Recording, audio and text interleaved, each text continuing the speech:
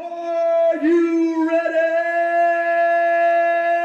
for combat night?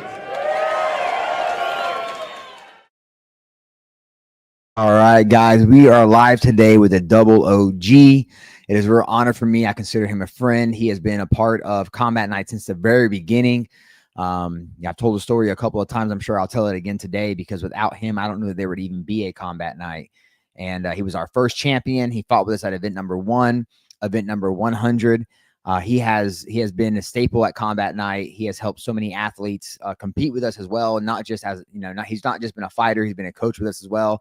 And I'm excited to have Ralph Valdez with us today. Hey, how y'all doing, everybody? Ralph, man, it's a pleasure to have you with us, man. Especially being Father's Day. I know you're a dad now, so I appreciate you coming in on Sunday to give us a little bit of your time so we can find out more about you. Absolutely, and happy Father's Day to everybody else as well. Yeah, man. I think it's funny, man. I want to say I met you pretty shortly after you graduated high school. Yeah, absolutely. Yeah. Chachi might have been a guy who maybe mentioned you to us, or somehow I know Chachi was our first designer for Combat Night. For those that don't know, he was the first guy ever doing posters for us. So if you go back to the very beginning, those are made by a guy named Chachi Coldstream Chuck, who was also your wrestling coach. Yes. Yeah. It's a funny story.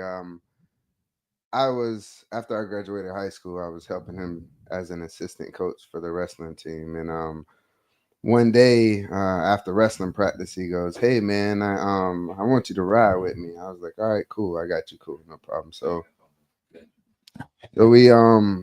we get in his car, we're driving. He's like, "I just want to introduce you to some people." And so I'm like, "All right, cool, whatever." He's like, "But you have your wrestling shoes, right?" And I was like, "Yeah, I just left wrestling practice. You're taking me home." "Yeah, I got my shoes with me." He was like, "All right, cool." So we pull up, at the gym. At the time, it was C4. And he's like, "Yeah, I got something to drop off to these guys." And so we walk in the gym, and that's when Josh, I think Josh, Raymond, and maybe Daniel and someone else walk out. And Chachi immediately, he goes, "Hey, Josh, this the guy I mentioned that'll kick your ass." And I was like, "Whoa, hold on." I thought I was coming with you to drop something off. And that's kind of how I met everybody. Josh, first and foremost, rest in peace. But yeah, that was my first interaction with Josh, and he kind of laughed it off, and he was like, "Yeah, well, let's see what you got." And from there, I wrestled with a few people. I lateraled through Josh. And then after that, he messaged Chachi and asked me to come back and join the team. So it's kind of how it all got started. Nice. Yeah, man. Capital City Combat Club. That is a place near and dear to my heart. A lot of cool things came out of there, a lot of cool relationships for me. Met a lot of people, and ultimately that's where we started Combat Night out of. We were still at C4 whenever we began Combat Night to give opportunities to guys. Do you remember what promotion you were fighting for down in Fort Pierce? Do you remember that story of Josh and myself coming down there to corner you? Yeah, at Rise of a Warrior. Mm-hmm. Yeah, it was that was pretty cool, man. It was I think that was my second fight ever. And you guys, it was me and Eli, I believe, competing on the card for the team. And that's I remember me and Eli were down there. You guys came down and cornered us. And yeah, man, it was a wild experience for me, being that it was my first really big show. And just having you guys there, it was awesome because everybody starts somewhere. But having somebody like you and Josh about corner that a lot of people knew of, and in the state of Florida for fighting, it was just a different experience, man. It was really cool being there at the show. I think I was second or third on the card. I came back, I won. I believe Eli won. But yeah, it was definitely a phenomenal experience with both you and Josh there. Yeah, and that was Rise of a Warrior has always had these really big and like extravagant shows, and even for me, that was the first time I went to an event, and I was like, wow, they can do an amateur event like this. I just couldn't believe all the lights, the cameras, they had magazines. Yes, they had posters in the arena. The outside of it was really big. It was just nice. It looked like a professional event, but it was a car full of amateurs. And I mean, the whole 9 yards, like you said, the promotion definitely had it going on back then. So it was definitely an awesome experience for an amateur like myself. Yeah, it was even to this day it still is better than a lot of professional events out there. And back then it was better than most professional events. And it got me and Josh's brains moving and thinking about the possibilities for MMA. At the time we did not believe that could be he's going to fix your mic for you real quick. See if we can get it a little more situated to maybe turn the mic toward him. Yeah, there we go. We didn't believe that an event could be ran like that. Like we had been fighting up in Georgia so much, and Daniel Donaldson had us down there at Rise of a Warrior and really planted a seed for us to, on the way home, we were talking, and I remember Josh was like, man, that's the kind of event, we need to run an event like that. And I was like, yeah, what's stopping us? And he was like, money. And I was like, well, at the time I was working for bodybuilding.com and I was slinging supplements out of my truck, or out of my trunk. I had like a Mazda Protege, definitely not a truck. And I had saved up a bunch of money. I was always really good at saving money and making money. And I had saved up like $15,000. And I foolishly at the time committed all my money to say we would do this. And we picked up a piece of paper, an envelope, a ripped envelope, and started writing down who all would fight. And I wish I had it with me. I didn't bring it. That's my fault. But at the top of that list was Ralph Valdez. And that was Eli was on the list.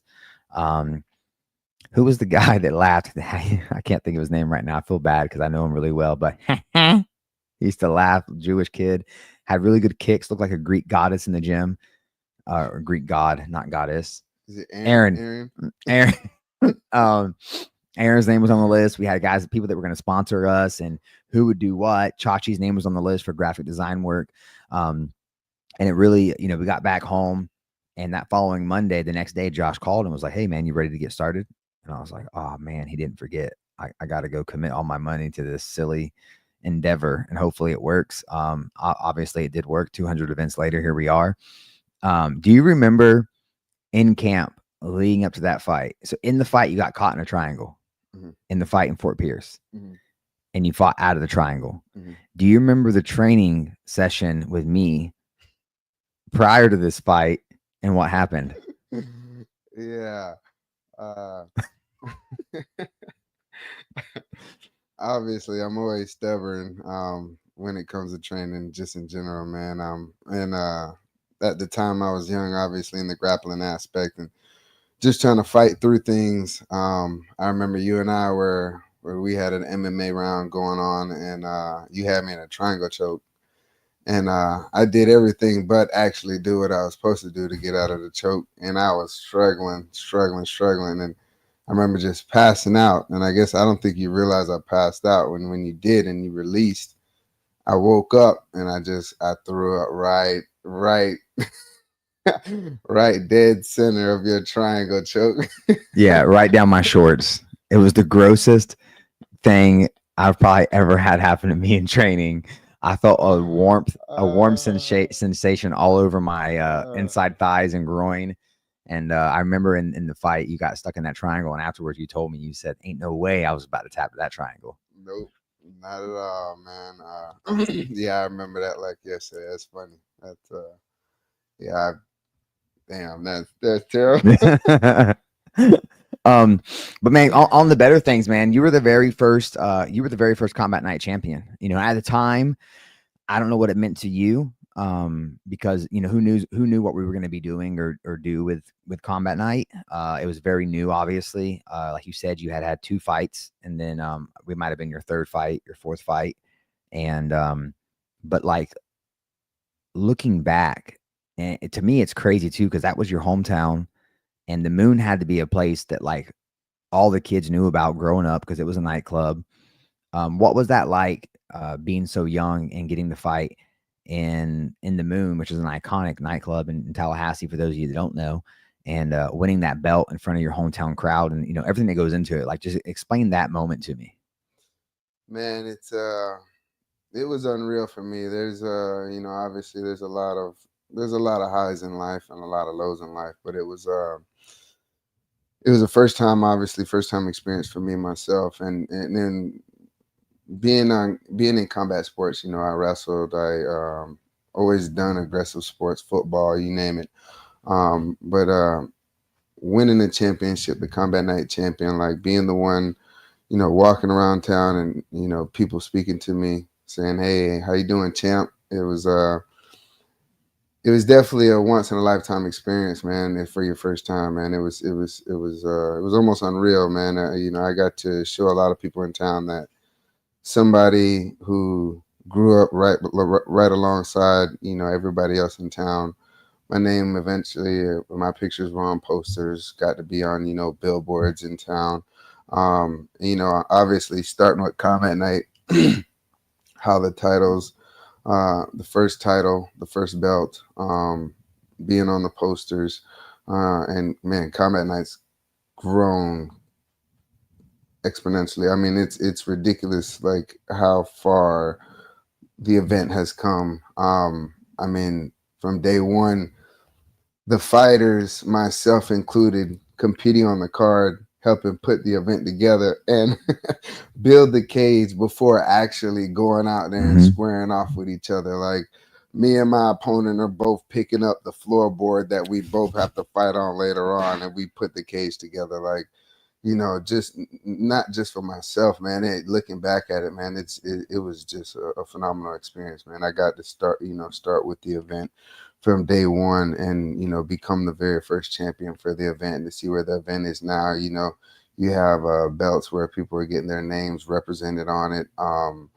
It's just crazy how much Combat Night has evolved. And man, like I said, it was an awesome experience then, and it's an awesome experience now talking about it. So yeah, it's crazy. I tell guys all the time, we have a policy really, and it's moved to just like working with us now, but it's like you got to earn your stripes with us, and that was never more true than like our first 20 events, our first 10 or 15 events, and that goes from everybody from the fighters all the way to the crew behind the scenes. I love to brag about where Ramsey started with us, making like nothing at first, $150, driving to Jacksonville, filming fights, putting them on YouTube. But I think that a lot of people saw the potential and they wanted to invest some time into it and give us some time. And it's because of those people investing into us and giving us their time and seeing the potential that we are where we are today. And a big part of that is like guys like you know what I mean? Guys like Joe Miller. There's so many people who, if they hadn't trusted us with just their journey and giving them a fight and making sure we were going to do the right things, like get the insurances and make sure you guys were taken care of, I don't think we would be where we are today. Like we went from an event, Combat Night, probably the first 80 events, I would say we had to fight tooth, nail, and claw to get a full fight card. To get 10 to 12 fights on a card, we had to really bust our chops, and we had to compete with so many other promotions that, in my opinion, weren't really doing the right things, but it didn't matter. Like the fight community didn't really care. They didn't see a big difference between us and say, Billy Tom's show down the road. They just saw 2 MMA events and what made more sense for their schedule. To now today, it's insane that, we'll have a list of 200 people for a pro card, between the pros and the amateurs, we'll have a list of 200 people. And then we have to kind of be picky and choosy of who we want on the card. And, a lot of people might think that we're going to go with the biggest ticket seller. And back in the day, that's what we wanted. We wanted the ticket sellers for sure. That was a priority in order to make it. But now it's like, now we want the people that are the easiest to work with, the people that are professional, the people that deserve it. Who's the guy that whenever he can't fight on an event, he's asking us how he can help? Who's the guy who is doing everything he can to promote our shows, even when he's not fighting? Like, that's the guy we're going to give an opportunity over the guy who just popped up. Even maybe the new guy is great, but we like to have a lot of loyalty and show love to the guys that really helped us become what we are. And it all started, like I said, with guys like you. Like you said, building the cage before your fight. It was such a ragtag thing back then. It's kind of funny to even reflect on it and think from everything from like the posters to the way we ran the event itself, to the way that the weigh-ins were ran and held and where they were held. It was such a ragtag kind of thrown together thing. And looking back, to me, it's almost surreal that we are where we are today.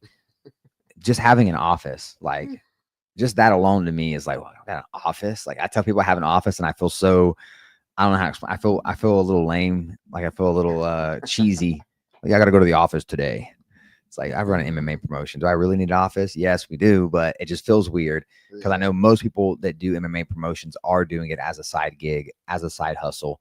They haven't made it their literally life, you know, and that's what we've done here at Combat Night. And it goes without being said again, but like guys like you are the reason we are able to be where we are today.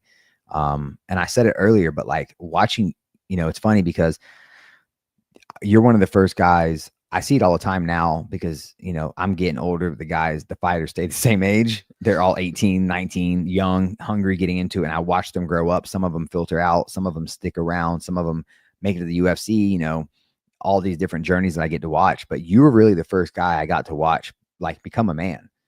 You know, now you're a father. Now you've got a nice full-time gig, making great money and providing for your family.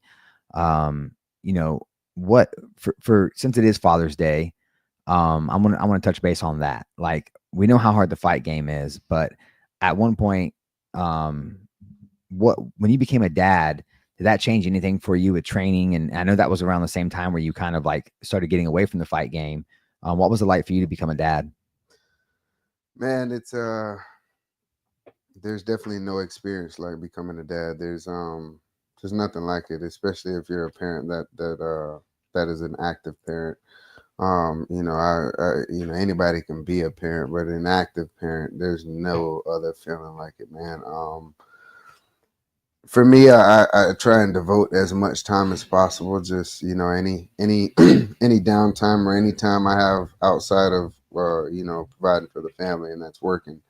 I try and make sure I spend time with my son at all costs, man. It's a feeling like no other. I don't, you know, I was always told that, man, but it's really crazy how my kids, especially my son, has changed me as a person, as an individual. You know, it makes me look at life differently. It makes me want to get home faster from work. Makes me want to, you know, actually pay attention at the dinner table. Makes me want to, you know, do the extra things in life, whether it be pick this up, clean this, you know, show him the right ways, the example. So it's definitely been an awesome ride and an awesome experience so far. Was your last fight with us? Did you have Zeke already, or was Zeke? I think Zeke was Zeke a baby?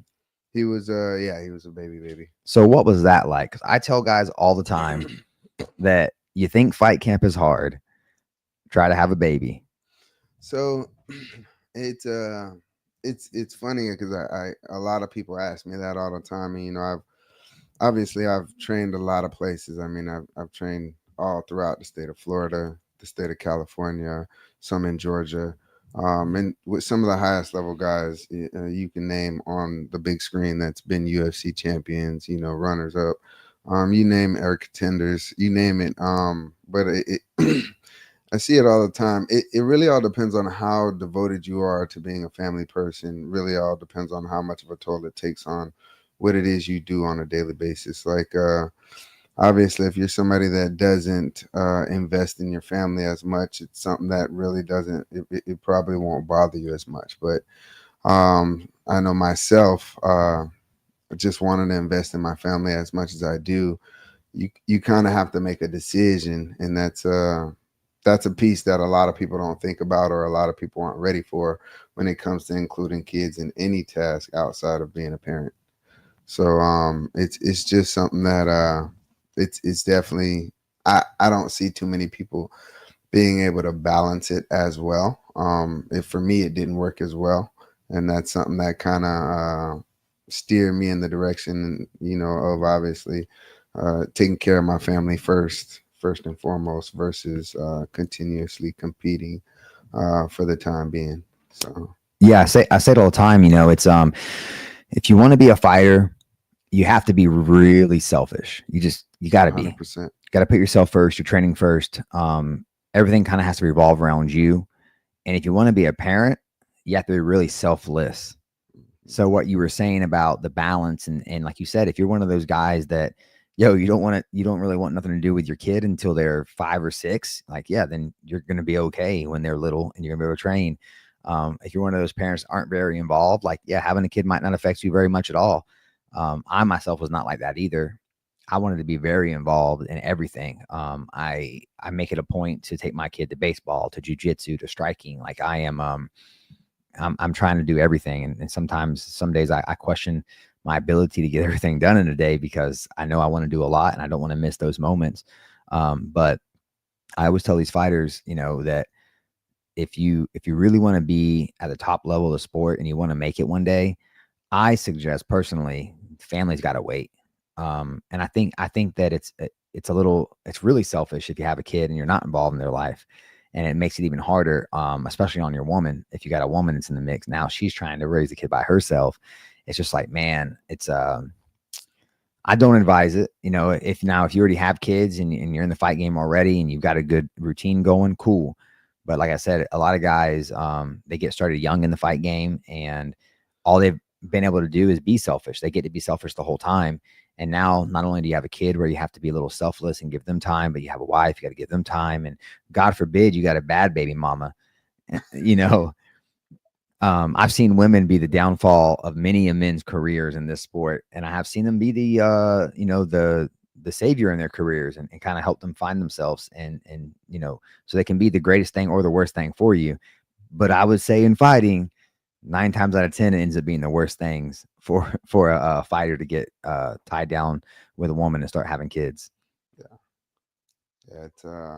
it's definitely something that it just it changes the whole aspect of schedules. The whole, I mean, you name it. Like you said, it's you have to be fully involved. Yeah. When it comes to being a parent, and I mean, just for anything, whether it be fighting, whether it being a baker, whether it be being, anything in life, just having kids in general, you got to be all in for sure. And that's something that takes a toll. Yeah. I mentioned earlier too, man, that you've been a fighter and you've coached some guys as well. Which would you rather do? Would you rather be the guy fighting in the cage, or would you rather be the coach? Tell me why. I'll be honest, man. I've never I've never been the greatest athlete in the world, in no aspect. I've always been, fairly mediocre in as far as the athletic department went. But I've always been very knowledgeable, and I've been extremely blessed to be able to translate, my knowledge to others. And like, I've always felt like my biggest calling in life was, whether it be coaching, teaching, training, something of that aspect. Like that is my calling. Like, I've been managing for a really long time. To be a good leader, manager, coach, teacher, you name it, any of those, you have to kind of have the same traits. And that's just something I've always, enjoyed the most, and that's coaching. And so if I had a choice, obviously, coaching, that's something that I've always enjoyed. And, obviously I was a coach, whether it be for wrestling, MMA, striking, different grappling aspects, even weightlifting. I've done, high school weightlifting coaching, and so coaching would definitely be my option. Okay. See, like, coaching to me is like, I hate having to watch somebody that I know I've invested time and energy into, and like, you're kind of pushing them off the ledge and saying, I hope you can fly. And I get more nervous and more anxiety coaching than I do fighting. Like, I would rather, and I have a lot of anxiety about fighting. Like, I am the biggest head case in the world when it comes to actually competing and fighting. But I hate coaching. It's just, I mean, I do it, and I care. There's some people I care about, and I want to see be successful, and I want to help as much as possible. But the anxiety and the nerves it gives me is like 10 times worse than fighting. I tell you, it's the only time I feel like it gives me anxiety when coaching someone else is probably when it's someone close to me and they're walking out.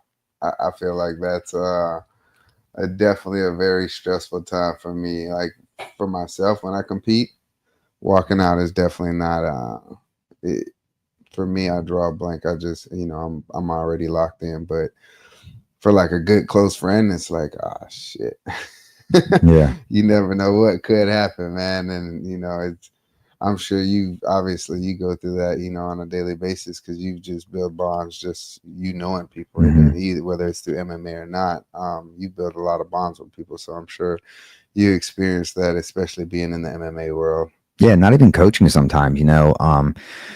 This last Jacksonville event, there was like 2 or 3 fights where the guys that were fighting each other, I had kind of watched both the guys come up in the sport. I knew the both guys really well, and then one of them got knocked out. Like I had like 3 or 4 friends get knocked out, and it was by someone else I consider a friend. And it was like, this is kind of a lose-lose situation for me here. Like either way, I didn't even realize it until the fight started happening, until the first fight started walking, and they're both in the cage, and I'm looking at them and I'm like, I don't want either of these guys to lose.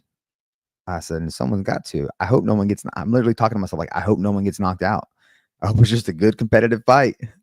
So speaking of, I mean, me and Troy, I'm sure that one was. I was so mad. I was so mad when you guys fought each other. That was probably one of the very first times. Yeah, I mean, I would probably argue that is the very first time I had 2 people very close to me fighting one another, and yeah, I hated it. I hated every second of it. Like I'm in like jumping and squirming, like jump, like, and it's not like I'm like, it's like I'm squirming of like not being comfortable. Like I'm not. This is not something, because like, again, I've known you since you just graduated high school. I knew you for quite a few years. I've known Troy since he was 10 years old. Yeah. Like little twerp. Yeah. He was a little twerp in the wrestling room. I wrestled with his brother. But yeah, that was probably the first time. It happens so often now because, I make all these connections with these guys and the fighters and the teams and the coaches. I really do consider a lot of these fighters a fight for me, my friend. And back then it was very rare because the reach wasn't as far that Combat Night has now. And the access to me wasn't as readily available. Where now I'm on social media, I'm very active, and people can, readily get in touch with me. And then I go to the different gyms and I train.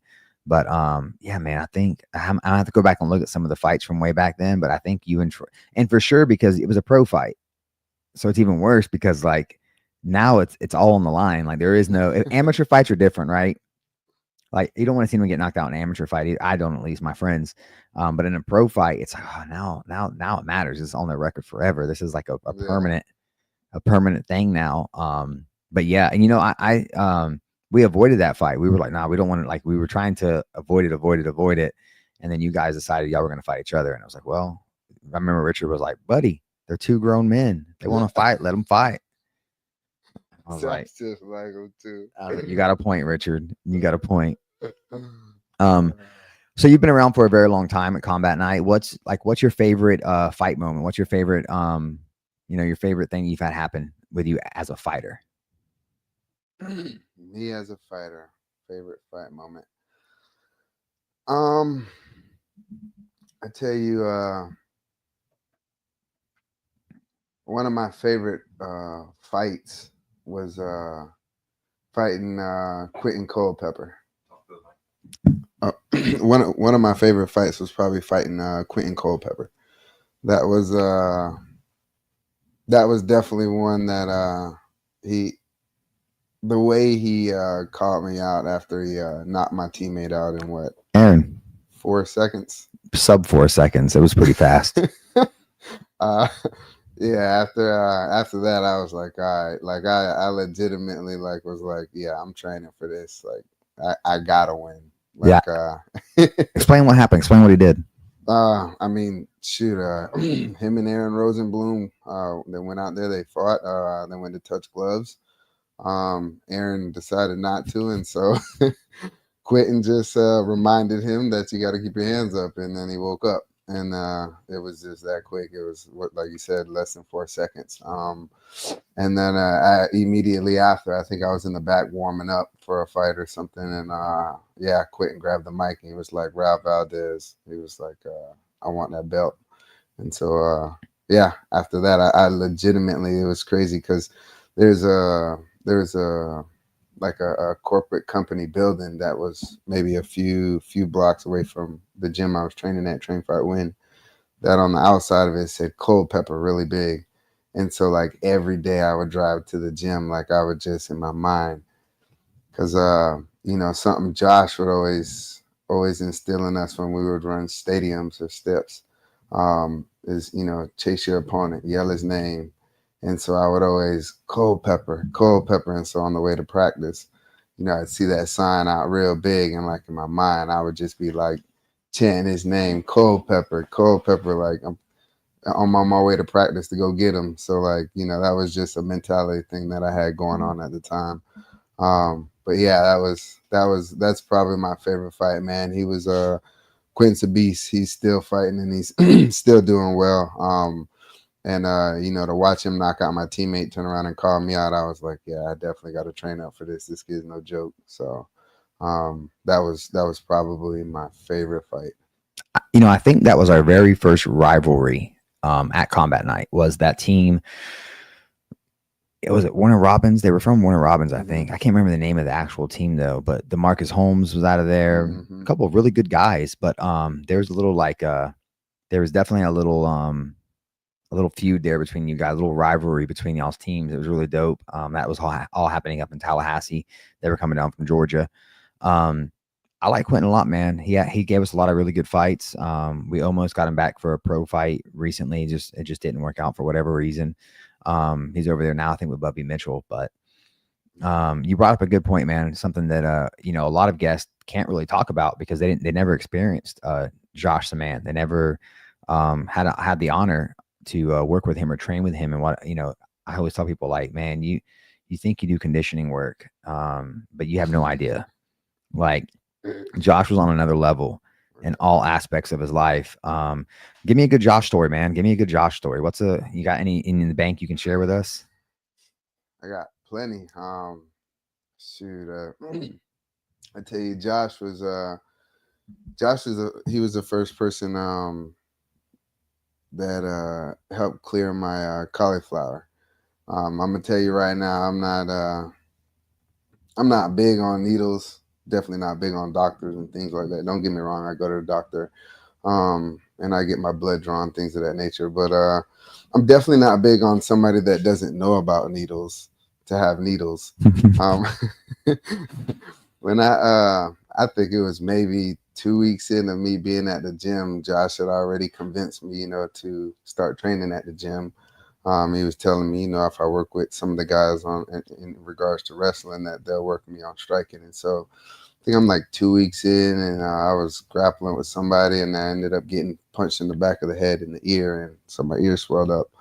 And Josh was like, "Nah, man, it's nothing. It's cool." And he's like, "Yeah, I can drain it myself at the house." And so he said it so confidently, and like he looked over, I think it was Matt Muncie at the time. He's like, "Matt, yeah, we can do this, right?" And Matt's like, "Yeah, we can do this. We drained such and such ear the other day."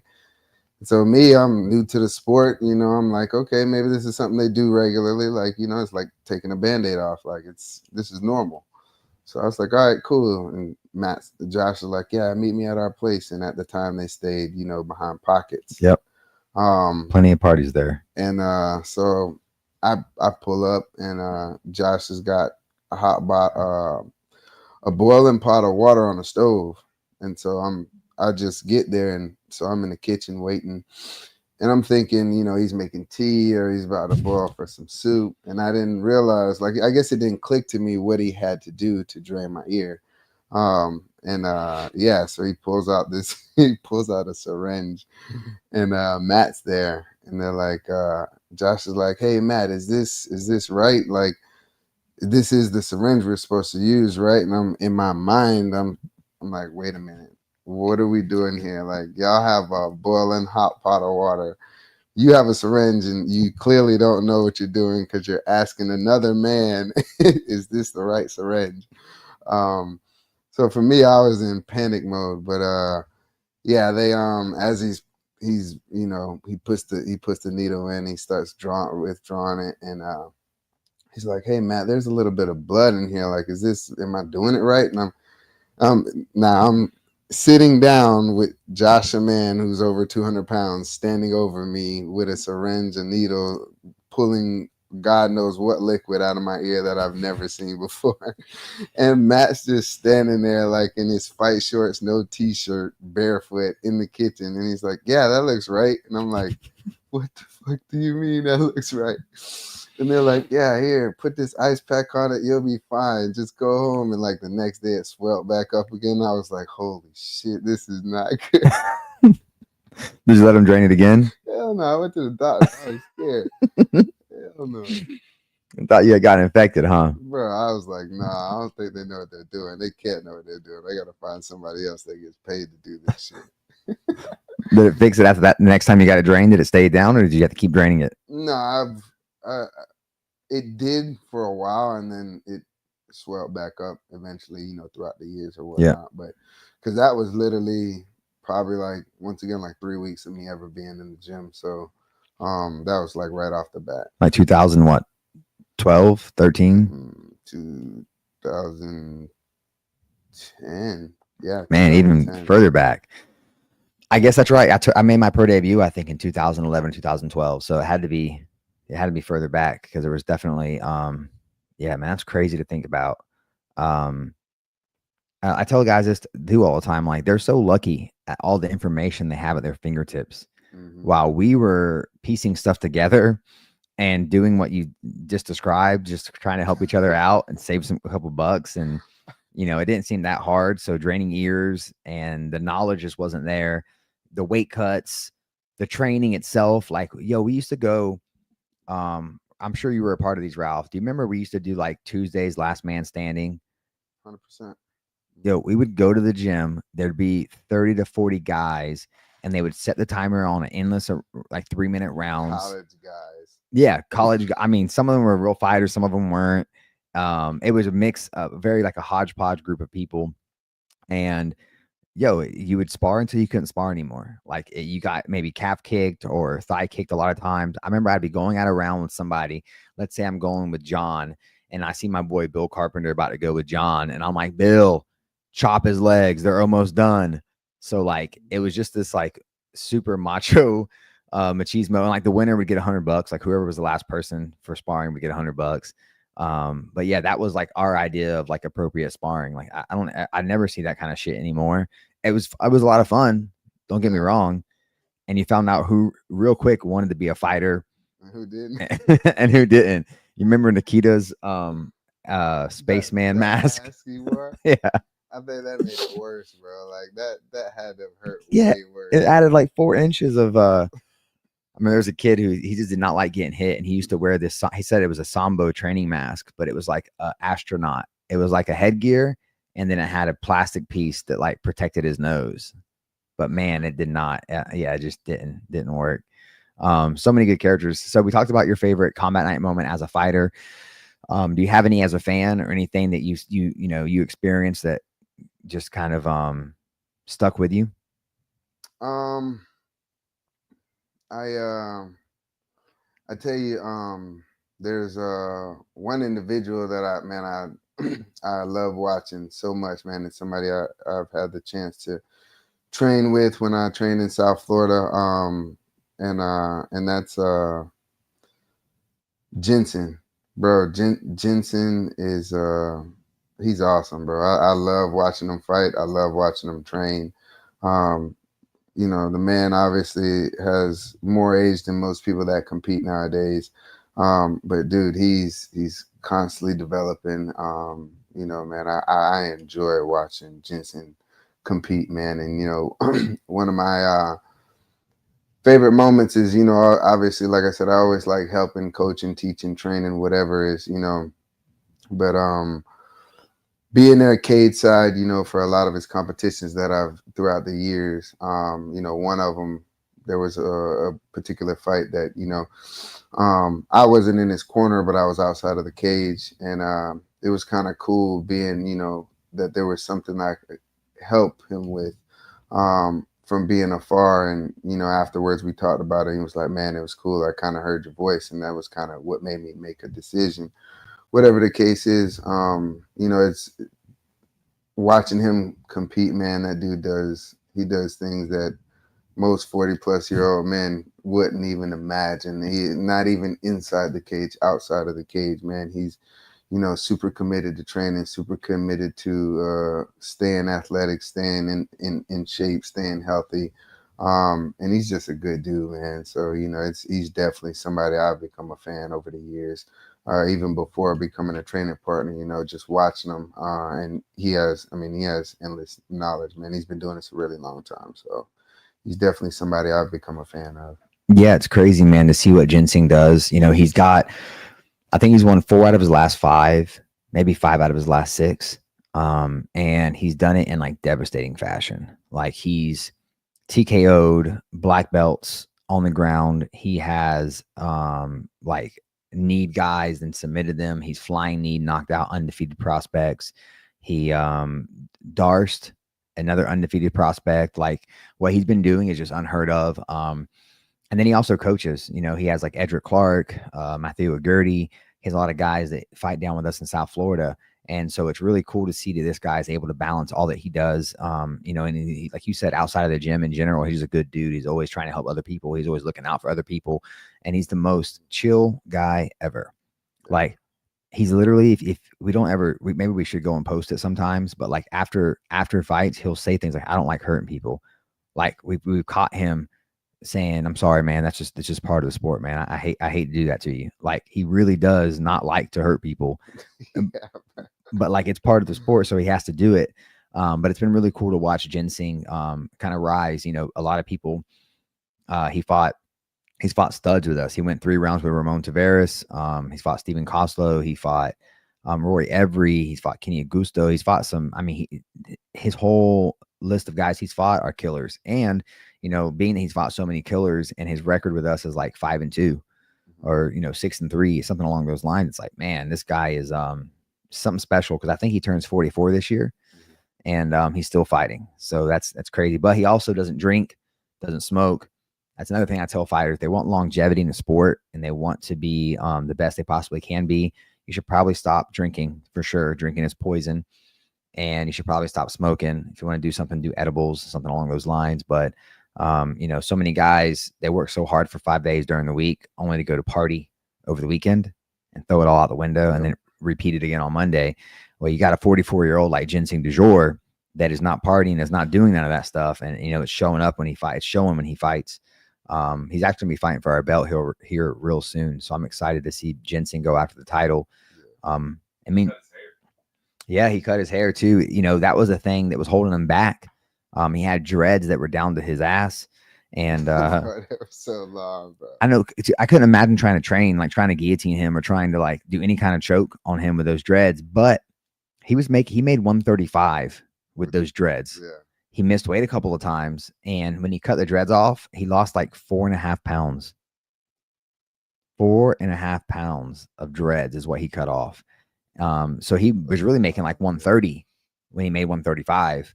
And I tell guys all the time, like, hey man, how committed are you to this game? How committed are you? Because 4 pounds of hair or 5 pounds of hair doesn't help you whatsoever. So are you committed enough to the game to get rid of that and, make your weight cuts easier, make your training easier, and really dedicate yourself? Because I see it all the time where guys are just doing things that don't serve. They say they want to be a professional. They say they want to be the best in the world, but they drink, but they have dreads that just add 4 pounds for no reason or whatever. So it's cool to see Ginseng, even at his age, still be willing to commit and go all in for it. And yeah, I think he's going to, be fighting for our belt before the end of the year. I'm real excited to see if he can take out another prospect. Yeah, definitely. Absolutely. So again, we've been talking about how long you've been training. Do you have any good training stories? Like, what's a funny training story you've got all the years you've been training and putting in work? I got one that I'm going to share, but I want to hear what your funny training story is. My funny training story. Obviously, mine would probably be the one that has probably been heard on several occasions.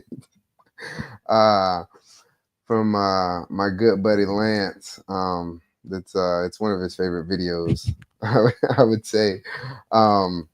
you know, back in the day, there was a time when Josh, the man, he would come back and help coach the gym and, you know, run little classes here and there. And I think there was a time when both myself and Lance were training together. And at the time, Lance was sponsoring me as well, me being a younger fighter. And so we had a good relationship. We were training, and Josh was running the class. And I think the timer was coming close to being over with. And so for the last few seconds, I was messing around with Lance and just started going ham on him and just started punching him. And to defend himself, he put his toe he put his toe in my ass. And I immediately, it was like a damn. I got straighter than the board. When I tell you, I tried to get off that damn toe so bad. It was. Well, lucky for you, Ramsey was actually in-house at Train Fight Win on that day, like probably 15, 12 years ago. Yeah. He was in-house on that day, and he recorded the video, and we have it for all of our fans to experience this training moment with us. See if Ramy can pull that up. There we go.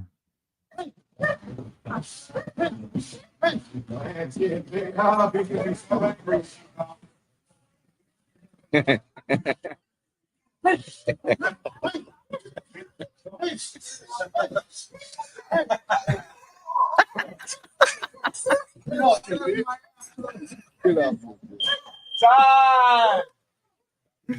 Let's go, Marine Corps toe up your ass. I will get you off of it. Hey guys, pitch me high jumps and Can we play that one more time? I just need to hear the ooh. Yeah, somewhere right around there. There you go. But he was setting it up too, man. Yeah, he was inching to get that foot.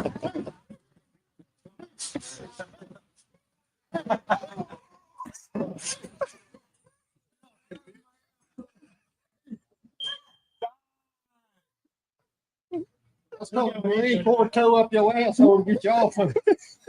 All right, I'm gonna have to make a reel out of that. Ramsey, Pitch me high jumps and you got to airdrop that video to me after this. I need to make a reel out of this. Yeah, I mean, Lance Maxwell, old dirty dog, Marine Corps, big sponsor. I know he sponsored most of your career. He sponsored most of my career. He's Absolutely. one of the very first sponsors of Combat Night ever. So he's been there since the very beginning. He was also sponsoring the events that I fought on as a pro before Combat Night was even thought of. So Lance has been around for a really long time, and it's cool. I think we have a community at Combat Night of you know, that sponsors sparring with athletes, the athletes, you know, training and sparring with me. You know, the community at Combat Night is really cool. Even if sometimes it ends up with a toe going up your butt. that up there for me, that moment up there for guys, for me is like one of my favorite funny training stories ever.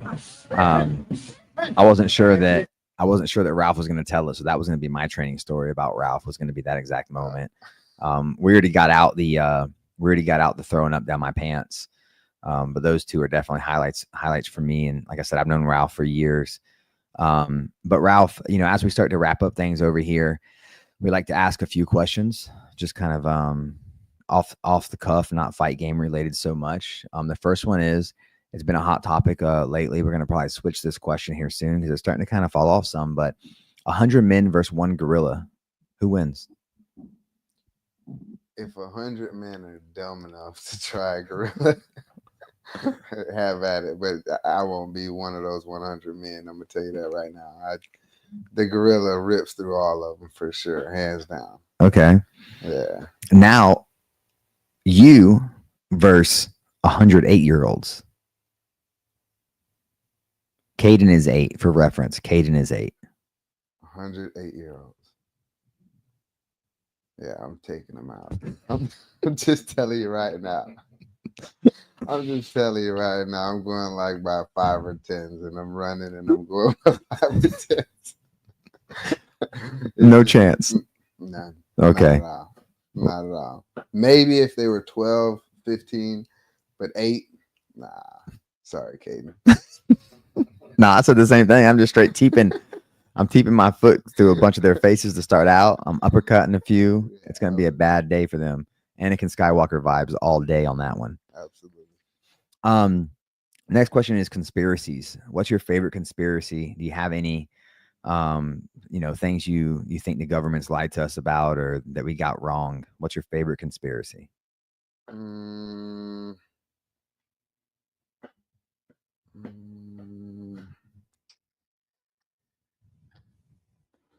I mean, the government lies to us about a lot of things.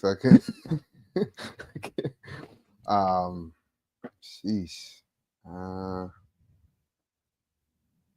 don't know. Do you think we landed on the moon?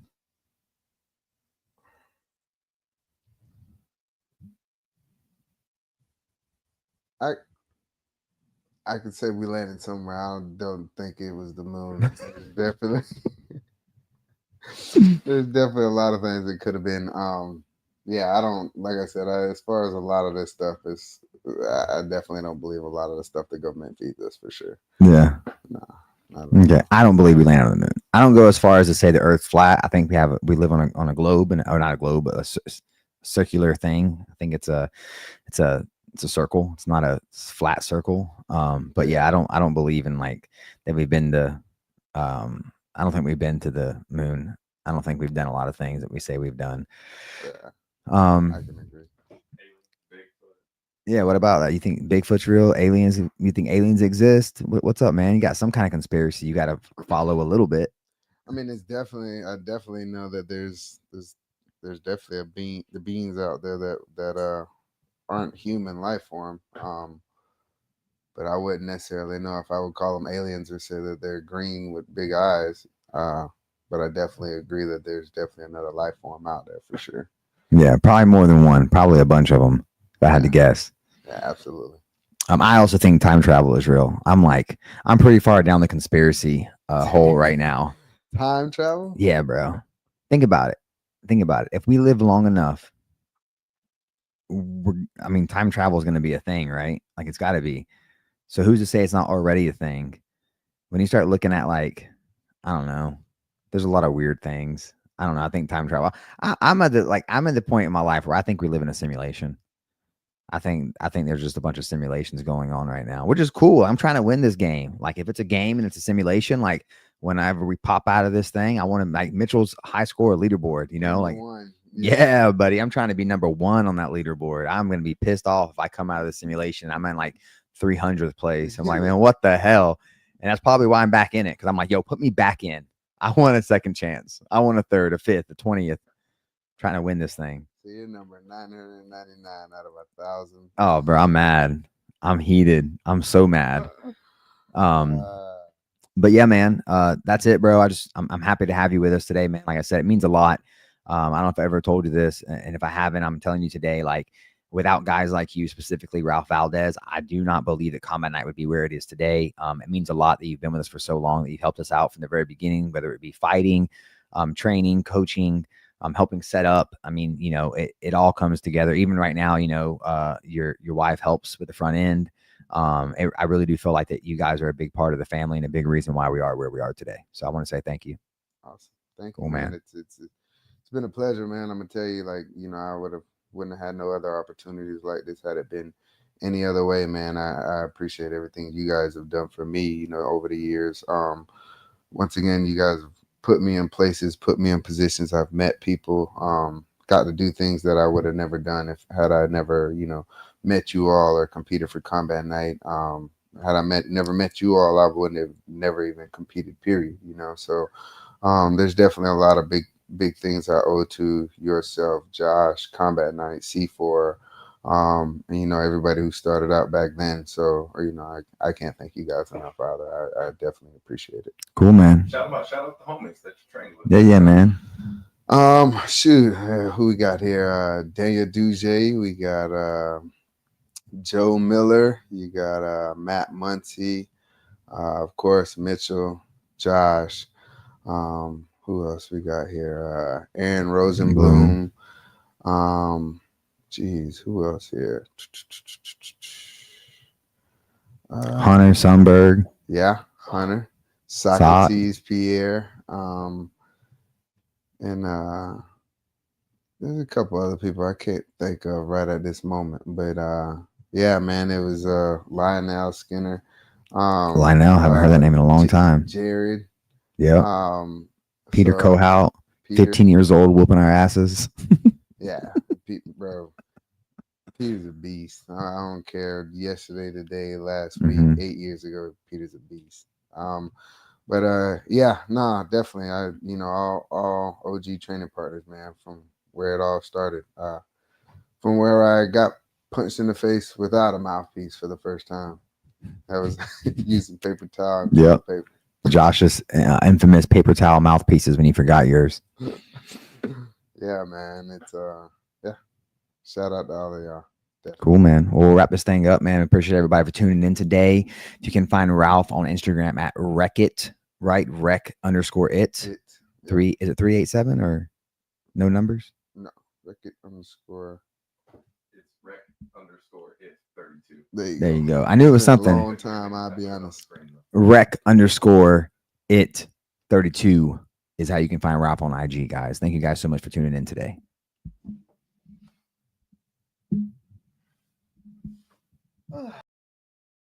Are you ready